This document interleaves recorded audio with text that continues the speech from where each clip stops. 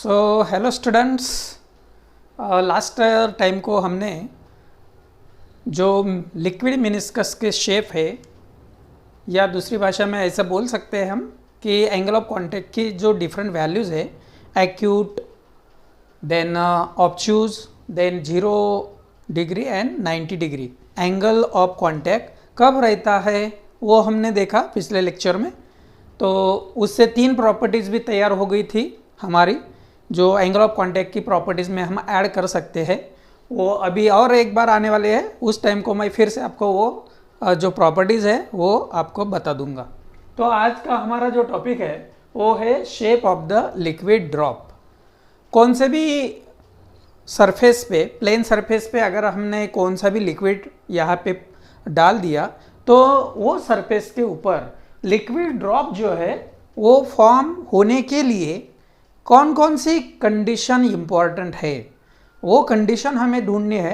और वो कंडीशन जब सेटिस्फाई होंगी, कौन सी कंडीशन में लिक्विड ड्रॉप ऐसा होगा, कौन सी कंडीशन में वो ऐसा फ्लैटन रहेगा, वो आज हमको स्टडी करना है, जिसका यहाँ पे हमने हीडिंग दिया है, इसलिए shape of the liquid drop.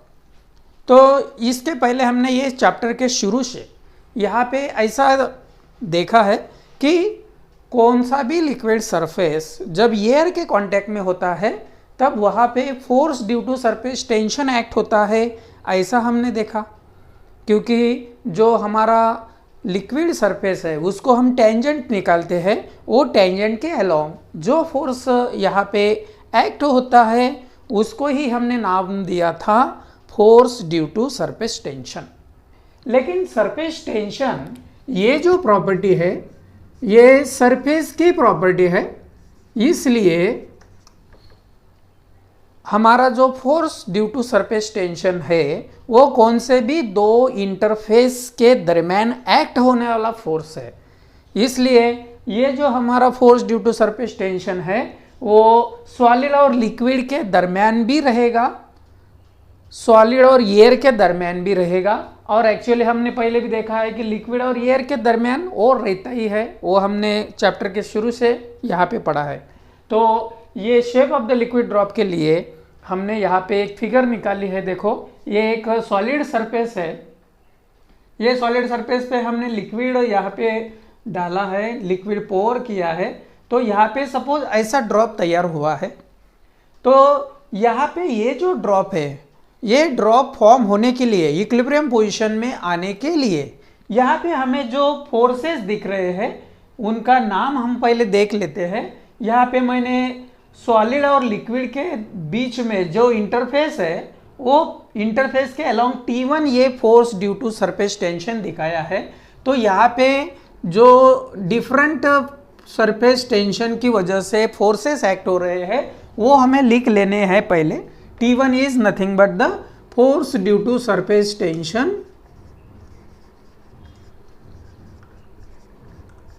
between solid and liquid है। वो सॉलिड और लिक्विड के कांटेक्ट में जो इंटरफेस है उसके टेंजेंशियल लाइन के अलोंग एक्ट होने वाला फोर्स है हमारा force due to surface tension between the solid and liquid. दूसरा फोर्स ड्यू टू सरफेस, इसको मैं force due to surface tension ऐसा नाम दिया है मैंने अभी। T2 जो है वो है हमारा force due to surface tension between the, ये T2 है मेरा। यहाँ पे है हमारा सॉलिड सरफेस, सॉलिड सरफेस के अलोंग T2 एक्ट हो रहा है, और ऊपर है हमारी एयर।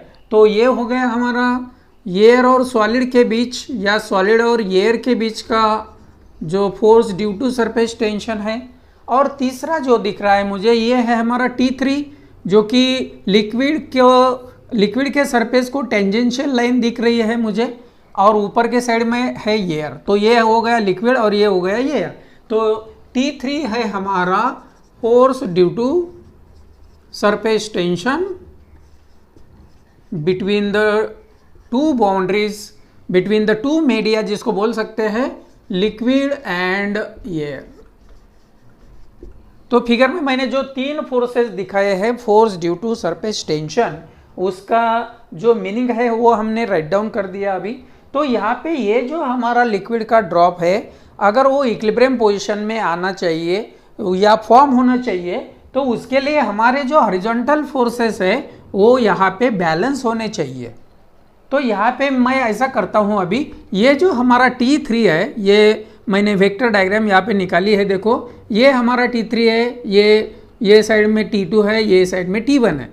तो ये जो T3 है, यहाँ पे जो एंगल तैयार होता है सॉलिड और ये टेंजेंशियल लाइन में, इसको ही हम थीटा एंगल बोलते हैं, एंगल ऑफ कॉन्टैक्ट बोलते हैं। तो अगर ये थीटा है तो थीटा के साइड में जो कंपोनेंट रहेगा ये वेक्टर का, इसको बोलेंगे हम T3 cos थीटा, क्योंकि हमारा वेक्टर यहाँ पे है T3 को मैं दोनों कंपोनेंट्स में रिजॉल्व करना चाहता हूँ। थीटा के साइड में जो कंपोनेंट रहता है उसको कॉस कंपोनेंट लेते हैं हम, और जो अपोजिट साइड में रहता है उसको साइन कंपोनेंट लेते हैं। तो फिर T3 के जो दो परपेंडिकुलर कंपोनेंट्स है वो है T3 cos थीटा और दूसरा है T3 साइन ऑफ थीटा। तो फिर ये लाइन के अलोंग ये साइड में हॉरिजॉन्टल डायरेक्शन में T1 और T3 cos थीटा ये दो फोर्सेस एक्ट हो रहे हैं, इसलिए मैं ऐसा लिख सकता हूँ अभी T1 plus T3 cos of theta.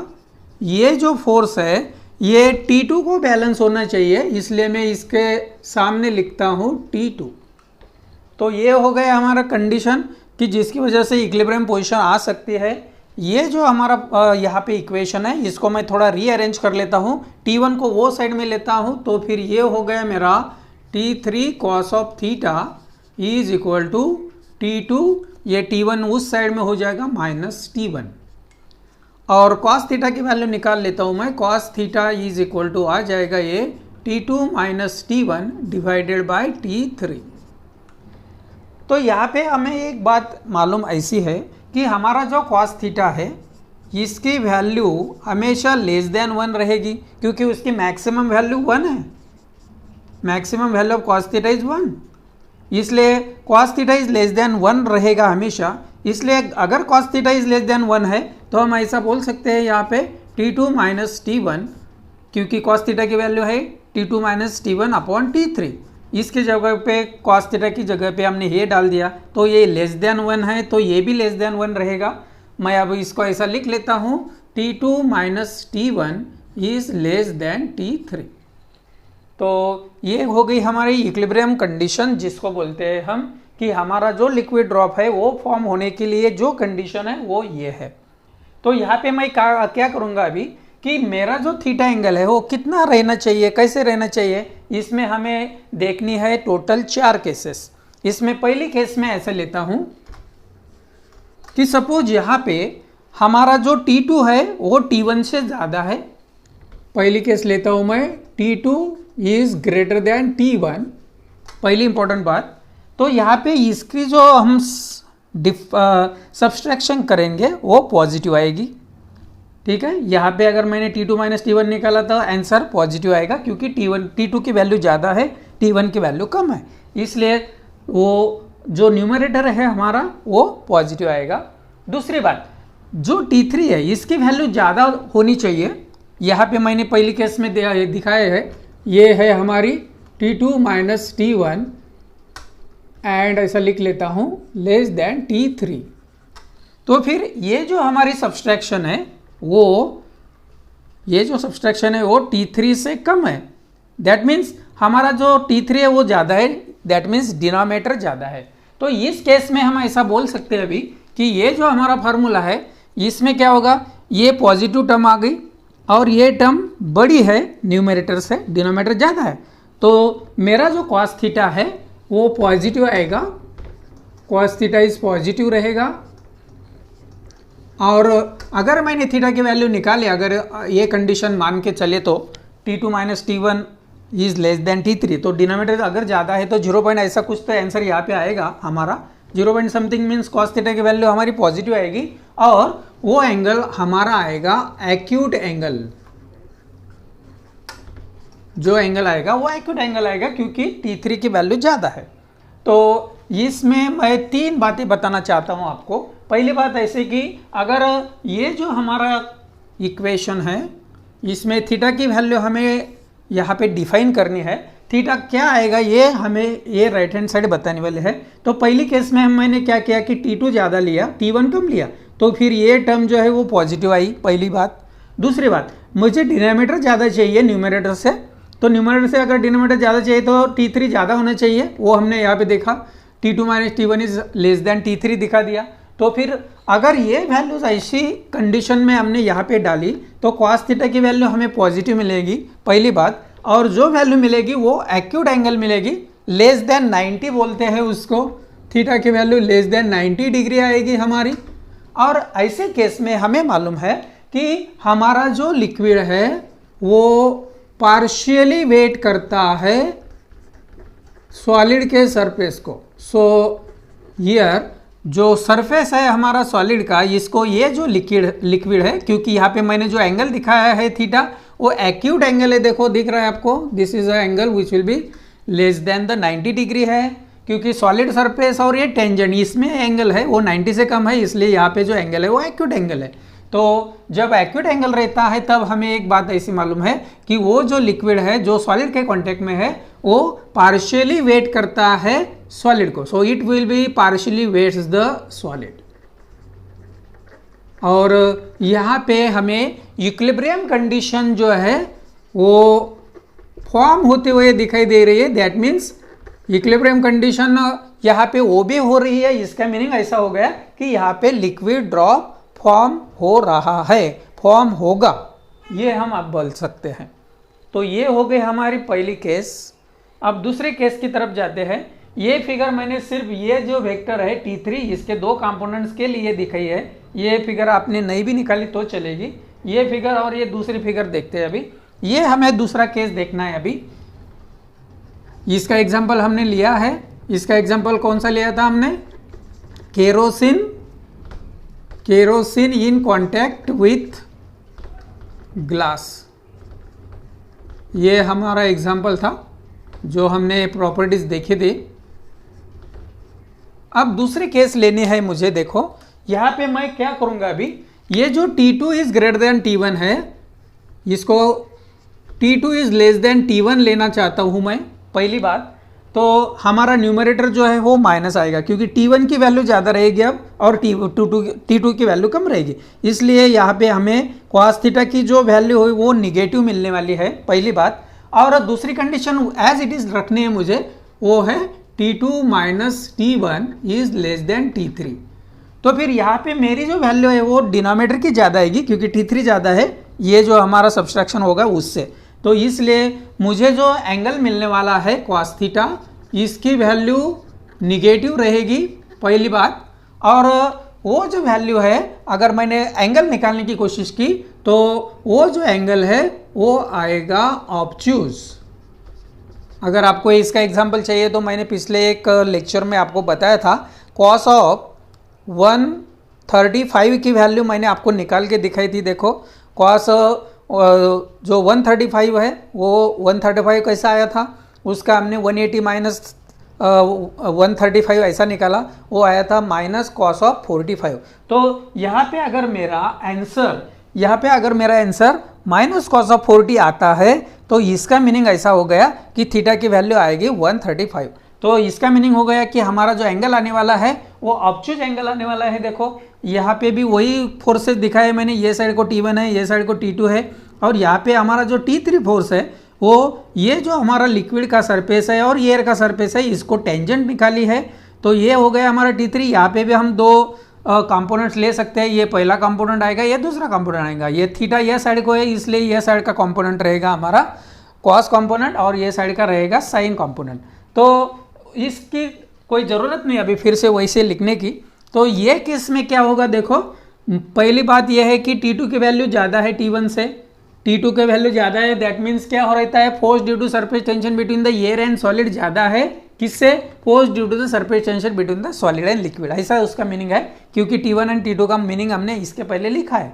तो यहाँ पे T2 लेस देन T1 है, इसलिए cos थीटा की वैल्यू निगेटिव आएगी, पहली इंपॉर्टेंट थिंग।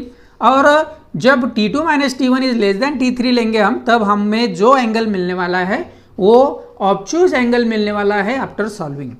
तो यहाँ पे अगर मुझे एंगल ऑफ कॉन्टैक्ट ऑब्ट्यूज मिल रहा है तो इस केस में liquid does not wets the solid, ऐसी केस रहेगी, क्योंकि ऑब्ट्यूज एंगल है। देखो तो इस केस में हमारा जो लिक्विड है वो does not wet the solid रहेगा। और एक बात, इसमें जो एंगल ऑफ कांटेक्ट है वो ऑब्ट्यूज होने की वजह से यहाँ पे जो हमारा इक्विलिब्रियम कंडीशन है वो फॉर्म होने वाली है। हमें लिक्विड ड्रॉप जो है मर्क्यूरी का वो फॉर्म होता हुआ दिखाई दे रहा है। तो यहाँ पे जो इक्विलिब्रियम कंडीशन है वो फॉर्म होगी। और इसका जो एग्जाम्पल है वो हमने इसके पहले ही लिया है, वो था हमारा mercury in contact with the glass. और एक एग्जाम्पल है, जब मैं प्रॉब्लम सॉल्व करूंगा तब आपको बता दूंगा दूसरा एग्जाम्पल, तो जिसमें हमारा जो एंगल ऑफ कांटेक्ट है वो ऑब्ट्यूज रहता है वो। ठीक है, तो ये हो गए हमारे दो केसेस कि जिसमें हमने ऐसा देखा कि लिक्विड ड्रॉप का फॉर्मेशन होता हुआ दिखाई दे रहा है। दैट मीन्स इक्विलिब्रियम कंडीशन जो है वो फॉर्म हो रही है ये केस में भी और ये केस में भी। ये केस में जो लिक्विड है वो पार्शियली वेट द सॉलिड हो रहा है, क्योंकि इस केस में एंगल ऑफ कांटेक्ट जो है वो एक्यूट आया था हमारा, इस केस में ऑब्ट्यूज एंगल आया, इसलिए ये केस में हम ऐसा बोल सकते हैं कि liquid does not wet the solid. तो इसके दोनों के एग्जाम्पल भी मैंने आपको दे दिए हैं। चलो मूव करते हैं हमारी जो तीसरी और चौथी केस है उसकी तरफ। तो स्टूडेंट्स, आपने अभी देखा कि पहले दो केस जो है हमारी, जिसमें हमें लिक्विड ड्रॉप कौन से भी सॉलिड के सरफेस में कांटेक्ट में आने के बाद हमें जो इक्विलिब्रियम पोजीशन है वो आती हुई दिखाई देती है। दैट मीन्स लिक्विड ड्रॉप जो है वो फॉर्म होता हुआ दिखाई दे रहा था। अभी मैं आपको एक एग्जांपल करके दिखाता हूँ। यहाँ पे देखो, मैंने एक लीव जो है वो लिया है, एक पान लिया है, एक पत्ती ली है झाड़ की। तो इसमें मैंने अगर ये वाटर का ड्रॉप यहाँ पे डाला तो यहाँ पे मुझे देखो लिक्विड ड्रॉप जो है वो फॉर्म होता हुआ दिखाई दे रहा है। देखो, तो यहाँ पे जो है वो लिक्विड का जो ड्रॉप है वो यहाँ पे हमें फॉर्म होता हुआ दिखाई दे रहा है। वो ये जो हमारी पत्ती है इसके ऊपर यहाँ पे स्प्रेड होता हुआ दिखाई नहीं दे रहा है। तो यहाँ पे हमने जो पहली केस ली है वो केस दिख रही है। अगर हमने दूसरी केस ली जिसमें हम मर्क्यूरी ड्रॉप ले सकते हैं, जो कौन से भी ग्लास के सरफेस पे डालने के बाद स्मॉल स्मॉल ड्रॉपलेट जो है वो हमें फॉर्म होते हुए दिखाई देंगे। तो वो पहले दो केस हमारी हो गई। अभी ये एक केस हो गई, तुमको दिखाई मैंने अभी, कि इस बारिश के मौसम में अगर हम सुबह सुबह किसी गार्डन में जाते हैं तो हमें ऐसे ही वो लीव्स पे जो लिक्विड के ड्रॉप है, क्योंकि जो रेन वाटर है वो बहुत प्योर फॉर्म में होता है, उसमें कोई भी इम्प्योरिटी ऐड नहीं होती, इसलिए लिक्विड ड्रॉप हमें कौन से भी झाड़ की पत्ती के ऊपर यहाँ पे फॉर्म होता हुआ दिखाई देता है। तो चलो अभी तीसरी और चौथी केस लेनी है हमें। तो इसमें तीसरी केस में हम ऐसा मानेंगे अभी कि हमारी ये जो कंडीशन है, इसमें ये जो T2 माइनस T1 है इसकी वैल्यू एग्जैक्टली हमने T3 इतनी अगर ली तो ये T3/T3 हो जाएगा। तो फिर ये है मेरी तीसरी केस, जिसमें T2 माइनस T1 की जो वैल्यू है वो एग्जैक्टली T3 है। सपोज अगर हमने ये वैल्यू यहाँ पे डाल दी तो cos थीटा की वैल्यू मुझे मिलेगी यहाँ पे 1, और cos थीटा की वैल्यू अगर मुझे 1 मिलती है तो इस केस में थीटा की वैल्यू हो जाएगी हमारी 0 डिग्री, क्योंकि cos 0 की कीमत 1 होती है। तो यहाँ पे मेरा जो एंगल ऑफ कांटेक्ट है वो 0 रहेगा। एंगल ऑफ कांटेक्ट अगर 0 है तो इसका मीनिंग ये हो गया कि यहाँ पे इक्विलिब्रियम कंडीशन फॉर्म होने वाली नहीं है, और हमारा जो लिक्विड है, फॉर एग्जांपल वाटर है, ये स्प्रेड हो जाएगा जिस सरफेस पे हम उसको डालते हैं। तो कोई सरफेस पे हमने अगर लिक्विड डाल दिया, अगर ऐसी सिचुएशन तैयार हो गई कि T2 minus T1 is equal to T3, तो उस टाइम को एंगल ऑफ कांटेक्ट की वैल्यू 0 हो जाएगी। एंगल ऑफ कांटेक्ट की वैल्यू 0 अगर हो गई तो वो जो सरफेस है, सपोज आपने आपके घर के फ्लोर के ऊपर वहाँ पे अगर घर का पानी डाल दिया तो आपको ऐसे ड्रॉप, मैंने अभी जो दिखाया लिप के ऊपर, वैसे ड्रॉप्स तैयार होते हुए दिखाई नहीं देंगे।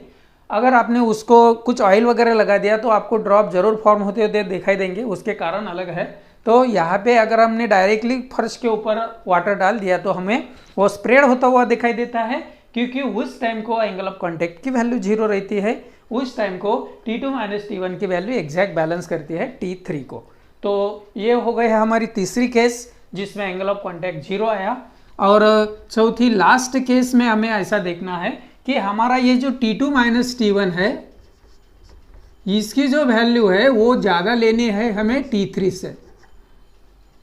पहले दोनों केस में ये वैल्यू हमने कम ली थी T3 से, इसलिए हमारा न्यूमरेटर छोटा था और जो डिनोमिनेटर तो बड़ा था। अब ये वैल्यू अगर ज़्यादा है, डिनोमिनेटर कम है, तो इसकी वैल्यू ऐसी मिलेगी मुझे, cos थीटा की वैल्यू जो है वो 1 से ज़्यादा मिलेंगी, क्योंकि ये अपने अगर न्यूमरेटर ज़्यादा लिया, सपोज ये 5 लिया या 4 लिया, तो 1 पॉइंट ऐसा कुछ आंसर आएगा। इसलिए इसका जो आंसर है वो 1 पॉइंट आएगा, 1 पॉइंट आएगा या दैट मीन्स 1 से ज़्यादा आएगा। अगर cos थीटा की वैल्यू 1 से ज़्यादा आ रही है तो ये इम्पॉसिबल केस है, क्योंकि हमें मालूम है कि cos थीटा की वैल्यू ज़्यादा से ज़्यादा 1 रहती है या लेस देन 1 रहती है। पहले ही मैंने आपको बताया कि उसकी मैक्सिमम वैल्यू 1 है, 1 से उसकी ज़्यादा वैल्यू हो ही नहीं सकती। cos थीटा की वैल्यू हमेशा लेस देन 1 रहती है, 1 से हमेशा छोटी रहती है। वो ये 1 से छोटी दैट मीन 0.23 ऐसा कुछ भी ले सकते हैं हम, 0.0 ये जो सब वैल्यूज़ है ये लेस देन 1 होती है। अब हमें जब T2 - T1 greater than T1 लेना है, तब वो वैल्यू 1 से ज़्यादा हो जाएगी cos थीटा की, जो इम्पॉसिबल है। तो ये केस में लिक्विड का जो ड्रॉप है वो फॉर्म होने वाला नहीं है, तो इक्विलिब्रियम कंडीशन आने वाली नहीं है। So liquid drop can not be form in this case जब T2 - T1 की वैल्यू ज़्यादा रहेगी T3 से। तो ये हो गई हमारी चौथी केस। तो ये जो हमारे 4 केसेस है shape of the liquid drop के लिए, that will be very important. पहले 2 केसेस में हमें लिक्विड ड्रॉप फॉर्म होता हुआ दिखाई दिया। पहली केस में एक्यूट एंगल आया था, दूसरी केस में ऑब्टूज एंगल आया था, कंडीशंस हमने अलग अलग ली थी।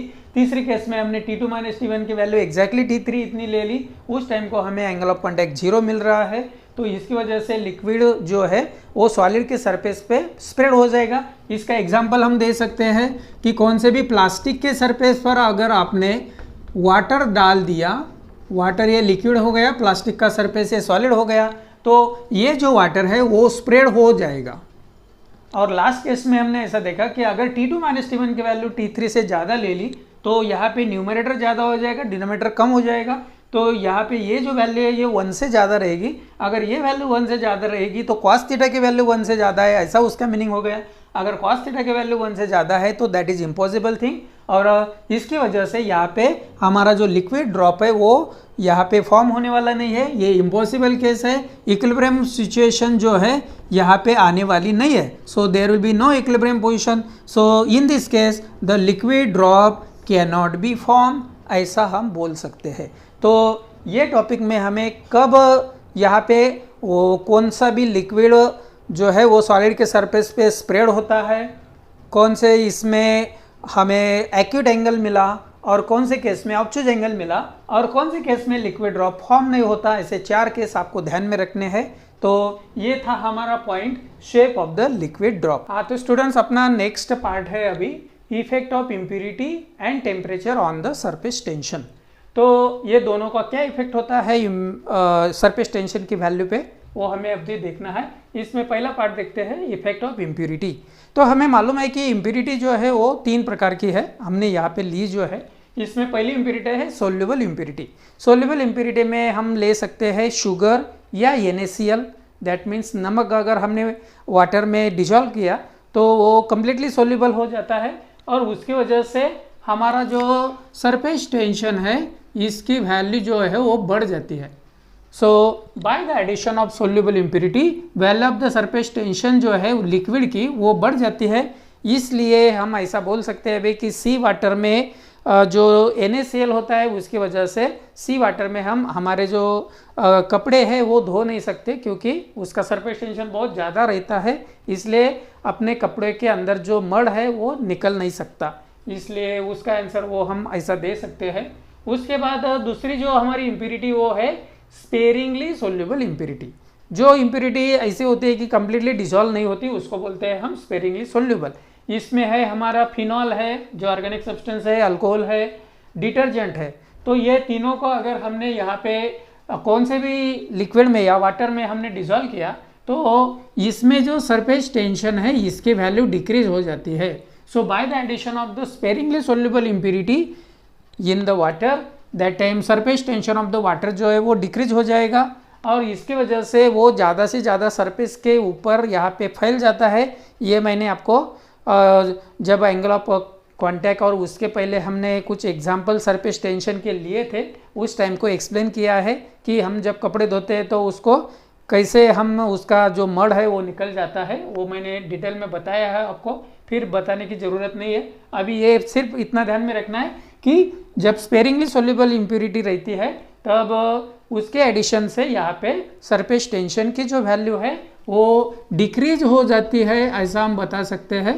अगर सोल्यूबल इम्प्योरिटी है तो सरफेस टेंशन की जो वैल्यू है वो इंक्रीज हो जाती है, ऐसा आपको ध्यान में रखना है। तीसरा टाइप है इसमें इनसोल्यूबल सरफेस इम्प्योरिटी। इसमें एग्जांपल्स आते हैं, देखो डस्ट है, सपोज कोई भी लिक्विड के ऊपर डस्ट है या उसमें ग्रीस आपने डाल दिया या ऑयल आपने डाल दिया, तो इसमें वो रहती है हमारी इंसोल्यूबल सरफेस इम्प्योरिटी। तो इंसोल्यूबल सरफेस इम्प्योरिटी की वजह से क्या होता है, देखो कि सपोज डस्ट पार्टिकल्स है आपके मर्क्यूरी के सरफेस के ऊपर, तो ये जो हमारा मर्क्यूरी का सरफेस है ये कॉन्टेमिनेटेड है विद द डस्ट पार्टिकल्स। तो डस्ट पार्टिकल्स की वजह से इसका जो स्पेरिकल शेप फॉर्म होने वाला है वो कम्प्लीटली स्पेरिकल शेप फॉर्म नहीं होता जब तक कि हमारे ये जो डस्ट पार्टिकल्स है वो मर्क्यूरी से पूरी तरह से हट नहीं जाते। इसलिए अगर डस्ट पार्टिकल्स आपने मर्क्यूरी में मिक्स कर दिए सरफेस के ऊपर तो उसका जो स्पेरिकल सरफेस है वो यहाँ पे हमें फॉर्म होता हुआ दिखाई देगा नहीं, कम्प्लीटली स्पेरिकल शेप उसका नहीं मिलने वाला, जिसकी वजह है डस्ट पार्टिकल इम्प्योरिटी है उसमें। अगर आपने कम्प्लीटली डस्ट पार्टिकल्स उसमें से निकाल लिया मर्क्यूरी से तो आपको अच्छी तरह से वो जो ड्रॉपलेट्स है स्पेरिकल शेप के मिल जाएंगे। हमें ऐसा मालूम है कि कभी कभी समंदर में क्या होता है कि बहुत बड़ी बड़ी जो वेव्स है, सी वेव्स जिसको बोलते हैं हम, वो उसकी हाइट भी बहुत ज़्यादा हो जाती है। तो ऐसी परिस्थिति में अगर वहाँ पे कोई शिप वगैरह जाता है तो वो शिप वाले क्या करेंगे कि ऐसे जो वेव्स है उसको काम डाउन करने की ज़रूरत होती है, उनकी हाइट जो है वो कम होने की ज़रूरत होती है, वो कम से कम तैयार हो ऐसी ज़रूरत होती है। इसलिए वहाँ पे शिप वाले क्या करेंगे, वहाँ का जो सी का सरफेस है उसके ऊपर ऑयल डालेंगे। ऑयल की वजह से यहाँ पे हमारा जो सरफेस टेंशन है वो डिक्रीज हो जाता है और उसकी वजह से हमारा जो सी वेव्स है वो भी काम डाउन हो जाएंगे, उसकी हाइट जो है वो भी रिड्यूस हो जाएंगी क्योंकि यहाँ पे हमारा जो सरफेस टेंशन है वो कम हो जाता है, ये उसकी वजह है। ये 1 मार्क क्वेश्चन आपको पूछ सकते हैं जिसमें ऐसे क्वेश्चन आपको बाय लॉजिकल थिंकिंग से तैयार करने पड़ेंगे, क्योंकि जब ये डस्ट पार्टिकल, ग्रीस, ऑयल जिसको हम इंसोल्यूबल सरफेस इम्प्योरिटी बोलते हैं, ये अगर लिक्विड वाटर के लिक्विड के सरफेस के ऊपर यहाँ पे डाल दिया तो उससे सी वेव्स की जो हाइट है वो कम हो जाती है, उसका जो प्रोड्यूस होने का जो यहाँ पे प्रोपोर्शन है वो भी कम हो जाता है, ऐसा हम बोल सकते हैं। So this is all about the effect of impurity on the value of surface tension. तो दूसरी जो हमारी यहाँ पे पर्टिकुलर थिंग है वो है टेम्परेचर। टेम्परेचर का क्या इफेक्ट होता है सरफेस टेंशन के ऊपर वो हमें देखना है। इसके पहले हमने ऐसा भी देखा है कि मैंने तुमको बताया था कि जैसे जैसे टेम्परेचर की वैल्यू बढ़ती है वैसे वैसे सरफेस टेंशन जो है वो यहाँ पे बहुत सारे लिक्विड्स के बारे में डिक्रीज होता है। So as the temperature increases the value of surface tension decreases, ये आपको ध्यान में रखना है। बहुत सारे लिक्विड्स में ऐसा होगा कि जब टेम्परेचर यहाँ पे इंक्रीज होगा तब सरफेस टेंशन की वैल्यू जो है वो डिक्रीज होने वाली है। आपको हॉट वाटर का एग्जांपल मैंने दिया था वो इसके बाद बताता हूँ आपको, लेकिन इसमें 2 अपवाद है। देखो पहला है मोल्टॉन कॉपर और मोल्टॉन कैडमियम। ये जो 2 लिक्विड है इस केस में आपको ऐसा दिखेगा कि अगर आपका टेम्परेचर ऑफ द मोल्टॉन कॉपर या मोल्टॉन कैडमियम बढ़ता है तो सरफेस टेंशन की वैल्यू भी इंक्रीज होती है। ये दोनों केसेस में ये 2 अपवाद है। देखो ये 2 लिक्विड ऐसे है कि जिसमें सरफेस टेंशन की वैल्यू जो है वो इंक्रीज होती हुई दिखाई देंगी एज द टेम्परेचर इंक्रीजेस। बाकी सारे जो हमारे लिक्विड्स है उस केस में जैसे जैसे आपका टेम्परेचर बढ़ता है वैसे सरफेस टेंशन की वैल्यू जो है वो डिक्रीज होती हुई आपको दिखाई देंगी। तो ये एक पॉइंट आपको ध्यान में रखना है। उसके बाद सपोज मेरे पास ऐसा लिक्विड है जिसका सरफेस टेंशन T0 है एट 0 डिग्री सेंटीग्रेड और ये जो T है वो है मेरा surface tension eight T degree centigrade. ये 2 वैल्यू ली मैंने, एक लिक्विड लिया जिसमें T0 को बताया मैंने आपको कि ये है सरफेस टेंशन की value which will be at the 0 degree centigrade, and T this is the value of surface tension eight T degree centigrade. तो यहाँ पे आपको अगर T डिग्री सेंटीग्रेड या कोई भी टेम्परेचर को यहाँ पे सरफेस टेंशन निकालना है तो उसका फार्मूला ऐसा हो जाता है T is equal to T0 into bracket 1 plus alpha T। यहाँ पे ये जो हमारा अल्फा है इसको बोलते हैं हम temperature coefficient of surface tension, इसको बोलते हैं temperature coefficient of surface tension, जो डिपेंड रहता है जो हमारा लिक्विड है इसके ऊपर, लिक्विड के ऊपर डिपेंड करेगा वो वैल्यू ऑफ द अल्फा। तो यहाँ पे ये जो T है स्मॉल t, ये है हमारा टेम्परेचर डिफरेंस, डेल्टा T भी लिख सकते हैं क्योंकि इसकी वैल्यू है। यहाँ पे अगर मैंने T1 T2 लिया तो T2 माइनस T1 लिखना पड़ेगा, लेकिन यहाँ पे T माइनस 0 है इसलिए यहाँ पे T लिखा है मैंने। तो ये है हमारा टेम्परेचर डिफरेंस, क्योंकि दो अलग अलग टेम्परेचर को हमने यहाँ पे सरफेस टेंशन की वैल्यू ली है। अगर मुझे 0 डिग्री सेंटीग्रेड का टेम्परेचर सरफेस टेंशन की वैल्यू अगर मालूम है और मुझे किसी ने पूछा कि 40 डिग्री सेंटीग्रेड को उसकी वैल्यू कितनी रहेगी, तो यहाँ पे मुझे T का वैल्यू निकालते आएगा T40 is equal to T0, वो मैं कीमत डाल दूंगा, अल्फा की वैल्यू वो कांस्टेंट है वो दी रहेगी वो पर्टिकुलर लिक्विड के लिए। तो ये फार्मूला का यूज़ करके हम ये वैल्यू निकाल सकते हैं एट एनी टेम्परेचर। लेकिन ये जो हमारा फार्मूला है वो एक पर्टिकुलर टेम्परेचर तक, मिनिमम टेम्परेचर तक 40 या 50 डिग्री सेंटीग्रेड इतने टेम्परेचर तक ही हम इसकी वैल्यू निकाल सकते हैं। उसके आगे अगर हमने लिक्विड का टेम्परेचर बढ़ाया तो एक स्टेज ऐसी आएगी कि हमारा जो सरफेस टेंशन का वैल्यू है वो हो जाएगा 0। तो ऐसा एक जो पर्टिकुलर टेम्परेचर है जब लिक्विड का सरफेस टेंशन का वैल्यू 0 हो जाता है, उसी टेम्परेचर को बोलते हैं हम क्रिटिकल टेम्परेचर। तो हम ऐसा बोल सकते हैं अब at the value of the critical temperature value of surface tension is equal to 0। वैसे at the boiling point surface tension की वैल्यू 0 रहती है। ये भी पॉइंट आपको ध्यान में रखनी है क्योंकि 1 मार्क क्वेश्चन आपको पूछ सकते हैं यहाँ पे, तो या MCQ पूछ सकते हैं। Eight the value of critical temperature value of surface tension is 0, eight the boiling point value of surface tension is also 0। तो इसमें और हमारे बुक में 2 पॉइंट्स दिए हैं कि सपोज कोई न्यू फैब्रिक वाला कपड़ा आपने लिया तो वो जो कपड़ा बचने वाला है वो आपको बताएगा कि आप पहले जो फर्स्ट वॉश जो है वो आपको ठंडे पानी से करना है। ठंडे पानी से क्यों करना है, इसका मीनिंग ऐसा है क्योंकि हमारा जो कोल्ड वाटर रहता है उसका सरफेस टेंशन जो है वो ज़्यादा रहता है। सरफेस टेंशन ज़्यादा होने की वजह से वो जो न्यू फैब्रिक है इसके पूरे सरफेस के अंदर वो जाएगा नहीं, हमारा जो वाटर है वो जाएगा नहीं, और उसकी वजह से उसका जो कलर है वो कलर निकलने वाला नहीं है, क्योंकि हमारा जो कोल्ड वाटर रहता है उसका सरफेस टेंशन का वैल्यू ज़्यादा रहता है। Surface tension is more as compare to the hot water.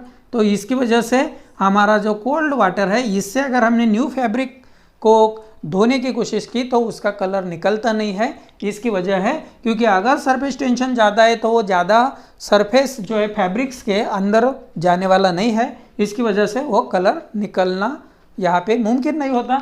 इसलिए ऐसा आपको सलाह दी जाती है कि अगर आपको कपड़े धोने हैं, अगर नए कपड़े आपने लिए तो वो कोल्ड वाटर में ही धोने चाहिए। उसके बाद दूसरा एडवाइस ऐसा है कि स्टेन फैब्रिक जो है यहाँ पे अगर सब जो आपके कपड़े के ऊपर बहुत सारे खाने के वगैरह जो यहाँ पे जो समझा दाग जो है वो अगर लग गया है तो उसको निकालने के लिए हमें हॉट वाटर की ज़रूरत होती है। क्यों होती है हॉट वाटर की ज़रूरत? क्योंकि हॉट वाटर का जो सरफेस टेंशन है वो कम हो जाता है। हॉट वाटर जो है इसका सरफेस टेंशन कम होता है। सरफेस टेंशन कम होने की वजह से उसका सरफेस एरिया बढ़ जाता है। सरफेस एरिया बढ़ जाता है मीन्स हॉट वाटर जो है वो फैब्रिक के कोने कोने पे जाता है जहाँ पे स्टेन रहेगा, और ये स्टेन निकालने के लिए इसकी ज़रूरत है। तो हॉट वाटर में अगर आपने ऐसे जो स्टेन फैब्रिक वाले कपड़े हैं वो धोने की कोशिश की तो यहाँ पे हमें वो जो स्टेन है, वो जो मड है वो निकलता हुआ दिखाई देगा, because the hot water contains the value of surface tension which is lower value as compare to the cold water. तो ये हो गया डिटेल में टेम्परेचर के बारे में। टेम्परेचर के बारे में क्या क्या ध्यान में रखना है आपको। पहली इंपॉर्टेंट थिंग, बहुत सारे लिक्विड ऐसे हैं कि जिसमें टेम्परेचर की वैल्यू अगर बढ़ती है तो सरफेस टेंशन की वैल्यू डिक्रीज हो जाती है। इसमें दो यहाँ पे अपवाद हैं, एक है मोल्टन कॉपर और दूसरा है कैडमियम, मोल्टन कैडमियम। तो इसमें सरफेस टेंशन की वैल्यू बढ़ती है अगर यहाँ पे हमारा टेम्परेचर बढ़ता है। तो यहाँ पे एक ऐसा 1 मार्क क्वेश्चन के लिए एग्जाम्पल भी आ सकता है, प्रॉब्लम आ सकता है, जहाँ पे आपको एक टेम्परेचर के लिए यहाँ पे सरफेस टेंशन की वैल्यू दी रहेगी अल्फा, जिसको हम temperature coefficient of surface tension बोलते हैं, जो कि लिक्विड के ऊपर डिपेंड करेगा, नेचर ऑफ लिक्विड के ऊपर डिपेंड करेगा। यहाँ पे भी ये फार्मूला आपको ध्यान में रखना है। ये फार्मूला हमारे किताब में दिया नहीं है शायद। तो यहाँ पे और एक पॉइंट ऐसा ध्यान में रखना है कि अगर आपने टेम्परेचर बढ़ाया तो यहाँ पे हमारा जो सरफेस टेंशन है इसकी वैल्यू यहाँ पे कम होती है, ऐसा हमें मालूम है। तो फिर आपने टेम्परेचर बढ़ाते रहे, आप बढ़ाते रहे, सरफेस टेंशन की वैल्यू कम हो जाएगी। कम होते होते फाइनली 0 अगर हो गई तो उस टाइम को जब सरफेस टेंशन की वैल्यू 0 हो जाती है एट दैट पर्टिकुलर टेम्परेचर, उसको बोलते हैं critical temperature. So critical temperature is nothing but the temperature at which the value of surface tension, maximum value of temperature at which the value of surface tension is exactly 0 is called as the critical temperature। अगर उसकी definition आपको पूछी तो definition भी लिख सकते हैं। उसके बाद एट द बॉइलिंग पॉइंट भी हमारा जो सरफेस टेंशन है इसकी वैल्यू 0 हो जाती है। न्यू फैब्रिक के लिए कोल्ड वाटर से धोना जरूरी है और स्टेन फैब्रिक के लिए हॉट वाटर क्यों यूज़ करना है, ये सब आपको ध्यान में रखना है। इसके बाद मूव करते हैं। ये 2 ही पॉइंट हमारे महाराष्ट्र स्टेट बोर्ड के किताब में दिए हैं, लेकिन नीट है एग्ज़ाम की वो जो हम तैयारी करते हैं उसके लिए एडिशनल और 2-3 पॉइंट्स है, वो भी हम डिस्कस करने वाले हैं। वो मैं आपको शॉर्ट में बता देता हूँ जो इम्पोर्टेंट पॉइंट्स है। हाँ, तो स्टूडेंट्स अभी नेक्स्ट जो एक्स्ट्रा पॉइंट्स मैंने लिए हैं यहाँ पे, वो है पहला इसमें इफेक्ट ऑफ कंटेमिनेशन। तो कंटेमिनेशन में मैंने आपको बताया कि डस्ट पार्टिकल आते हैं और डस्ट पार्टिकल के बाद आएंगे हमारे यहाँ पे लुब्रिकेटिंग मटेरियल। ये 2 ले सकते हैं हम इफेक्ट ऑफ कंटेमिनेशन में। लुब्रिकेटिंग मटेरियल सबको मालूम है ये। तो ये दोनों जब कौन से भी लिक्विड में ऐड हो जाएंगे तब वैल्यू ऑफ सरफेस टेंशन जो है वो डिक्रीज हो जाती है। So by the addition of a lubricating material या dust particle, the value of surface tension decreases। ऐसा ध्यान में रखना है आपको। पहली important thing, so what is the effect of contamination on the liquid या surface tension of the liquid पर क्या इफेक्ट होगा, तो ध्यान में रखना है कि for example अगर dust या dust particles या lubricating material when we add into the liquid, that time the value of surface tension of that particular liquid will be goes on decreasing। तो ये पॉइंट आपको ध्यान में रखना है। नेक्स्ट पॉइंट है हमारा effect of water proofing material. Water proofing material में ऐसा होता है कि अगर आपने वाटर प्रूफिंग मटेरियल किसी लिक्विड में ऐड कर दिया तो उसका जो सरफेस टेंशन है वो इंक्रीज होता है, ये आपको ध्यान में रखना है। So value of the surface tension increases by the addition of water proofing material. तो इसका एक एग्जांपल देता हूँ आपको कि सपोज आपका जो स्लैब है वो स्लैब डालने के बाद वो उसके ऊपर जब हम प्लास्टर करते हैं तो उस टाइम को हमें वाटर प्रूफिंग कराने की बहुत ज़रूरत होती है, क्योंकि बारिश का जो पानी है वो सरफेस पे रुकने वाला है, ज़्यादा देर तक रुकने वाला है। तो वो बिल्डर क्या करेगा आपके यहाँ पे कि वो वाटर प्रूफिंग मटेरियल से उसको उस जो सीमेंट वगैरह जो होगा, वाटर जो सीमेंट में आप डालेंगे उसमें वाटर प्रूफिंग मटेरियल भी ऐड करते हैं। तो वाटर प्रूफिंग मटेरियल ऐड होने की वजह से क्या होता है, सरफेस टेंशन इंक्रीज हो जाता है। अगर सरफेस टेंशन इंक्रीज होता है तो सरफेस एरिया डिक्रीज होता है हमें मालूम है, शुरू में हमने ये पढ़ा है। तो ज़्यादा सरफेस के ऊपर आपका वाटर जो है वो जाने वाला नहीं है, ये पहली इंपॉर्टेंट बात हो गई। दूसरी बात कि यहाँ पे ये जो वाटर प्रूफिंग मटेरियल है ये क्या करता है कि जो आपका वाटर है उसको वो सरफेस के ऊपर जहाँ पे वो रहेगा वो सरफेस का अगर यहाँ पे हम एंगल ऑफ कांटेक्ट का सोचेंगे तो उसका एंगल ऑफ कांटेक्ट बहुत बढ़ जाता है।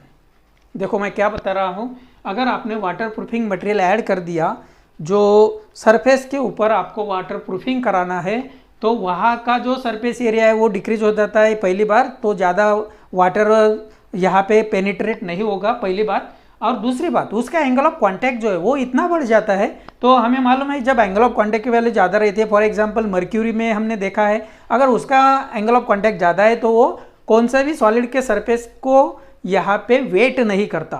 तो इसमें जो हमारा थीटा है वो बढ़ने की वजह से जो वाटर है हमारा वो सरफेस के ऊपर यहाँ पे वेट होने वाला नहीं है, स्टिक होने वाला नहीं है, इसलिए यहाँ पे वाटर प्रूफिंग कराने की बहुत ज़रूरी है।